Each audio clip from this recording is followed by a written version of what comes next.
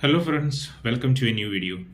Today I'm going to talk to you about the topic of the edutech firms, how they're actually manipulating the parents and the kids, and the way some of the edutech firms are doing at present, and whether it's required or not in the present scenario, where there is the too much of social media and YouTube like that. So my intention is to take you to some edutech firms like you might have seen many, right? The Byju's, Unacademy, Vedantu, and the Byju's has been going on in a acquisition spree where they have acquired giants like the Akash, right? And very recently, especially after the lockdown, what you have seen is like many of these edutech firms are not doing well. After the like very recently, you saw that the Byju's were making around 4,588 crores loss, and things like an academy where they made a loss of 1,600 crores plus. Rather than the revenue they make, their loss are much bigger. And there has been talks going on where, like the Byju's, are they going to be like the next Sahara? So, first and foremost, I'll tell you why these firms are making such a huge profit, and especially why they are scamming the Indian parents. Because an average middle class Indian parent wants their child to do only one thing: studies. That means they think that through studies is the only way where a child can actually become successful in their life. And to a certain extent, we cannot blame them also, because our mind has been conditioned like that. Either you study well, you crack some exams, you get into a good government college, NIT, IIT, or government colleges, technical degree, come back. Either you land in a posh government job or go into the corporate. So this is the only way that a normal Indian parent think that their boy can do. So if they are even a bit talented in music, bit talented in sports, they say like no, that is kind of your hobby. Your main focus should be academics, right? And even if they cross the degree, they think like, okay, let's go into the civil services. For that there is also another coaching mafia like that. So an average Indian parent thinks that without a proper study, without proper academics, their boy or girl is going to be kaput and their life is going to get spoiled. So this is the basic preconceived notion an average Indian parent has, and this has been taken advantage into the core by these edutech firms. The problem is, first and foremost, you have to understand education is important, but at the same time, don't think that in a present day digitized world where you can actually go into the YouTube and literally type and see each and everything. Even in my channel also, you have seen so many videos where I have put for national issues, international issues, general knowledge and all. There are many such people who are actually doing that. And why would you actually scam your children into these kind of edutech firms and take their content where it can be very much available online? And although then what is the purpose of the schools and their teachers? First of all, what is their purpose if you are actually paying this kind of a amount for these firms?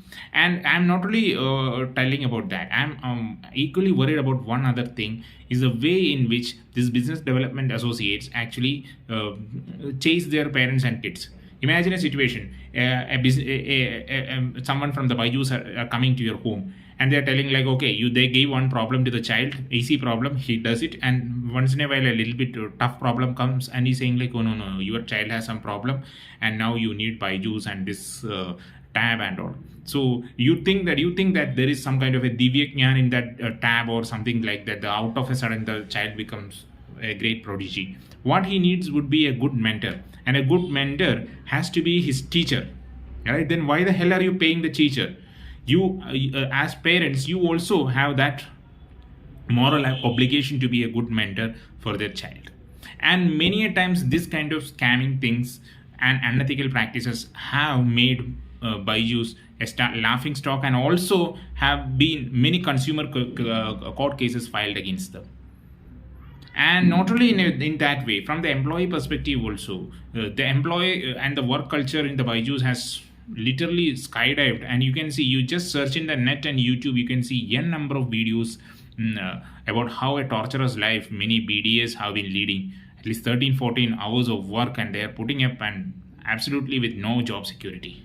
So this kind of an approach, a company has grown leaps and bounds, basically doing what?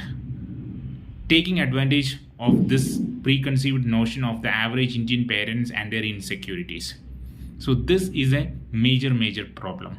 So whenever you are a parent, you have to understand one thing: your child may not be that good in academics. He may be having many other qualities. He may be a good sportsman, a good musician, a good actor, a good writer. Try to find out that inner quality in your child and tell them that, okay, you may not be that good in academics, but you are good at something. Okay, focus on that. Try investing on that and make it yours. Be the best in what you do and support him or her with wholeheartedly. Right? It's not that you have to actually pay sums of money and put him into some college. No, that's not the right way. That's not the right way. You have to be a philosopher, friend, and guide to your child, not by putting money, but by understanding his talent and his innate quality.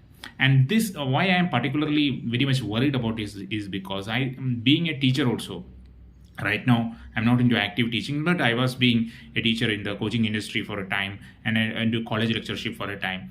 I have always made this a point that I never judged a student just based on his or her academic qualities.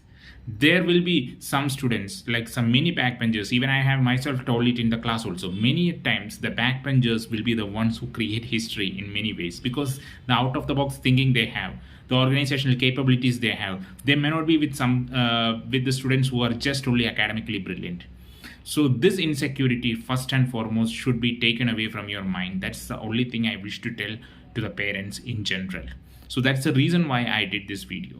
And also the Edutech firms or the aspiring Edutech firms, please make sure that whenever you approach the parents and students, try to guide them. Okay, you should not tell them and give them a facade that just because you study our materials, just because our material is some kind of a divya gyan, you are going to be successful. No, it never happens like that. And always tell the students about the core books. Okay, this is one problem, like many these kind of funny edutech firms do, is like they try to bring it with their concise material and tell like, you do this, like you are going to become like the next champion. And many of them, and if you see their results also, do you think that many of these results are actually true? No, many of these results are actually bought because they have the money to buy these things, and they manipulate it in such a way, like, and the toppers will be saying like, okay, fine, just because I was joined here and I studied this blah blah blah and I got first rank. No, many a times it is not so, because all the first rankers, without studying the core books and without studying the core concepts, I'm not talking about just maths and science and all, even in areas like civil services examination, where I have actually tried, and many of my students are also in the service. Many a times, like this big coaching institutes, what they do is like, they say like, okay, I have a certain bunch of materials, you study only that is the way to the success. No, that is utter bullshit. But these firms, just because they have a good publishing house, they resort to this, and in some way the one or two attempts of some of the students will be spoiled just because of that. So don't fall for it. Okay, don't fall for it, and don't let them overrun your mind. There will be some good things in them. Take it and understand, and always learn from the core books and the primary sources. And YouTube and social media is also a good teaching tool. And for the high school or the young kids, I wish like the parents would actually make them understand, even if there are, say, like if you are good in science, if you are natural interest in science, there are in many cities, there are good museums or planetariums you can actually take your kids to increase their understanding and increase their curiosity level. For example, I will tell you, like in Bangalore, there is a Vishwesvaraya Institute of Scientific and Technological Museum. You just spend 3-4 hours in that museum. You would be really surprised to see the amount of things they have actually managed there for science and physics and all. A normal high school kid will get really impressed and inspired from inside to actually learn the subject better. So these were the certain things that I wish to take your attention through, especially the parents. And thank you for listening to this video. And if you found this video better, try to share it with your friends, and especially with the parents whom their kids are in the studying mode. Thank you for listening. Have a nice day.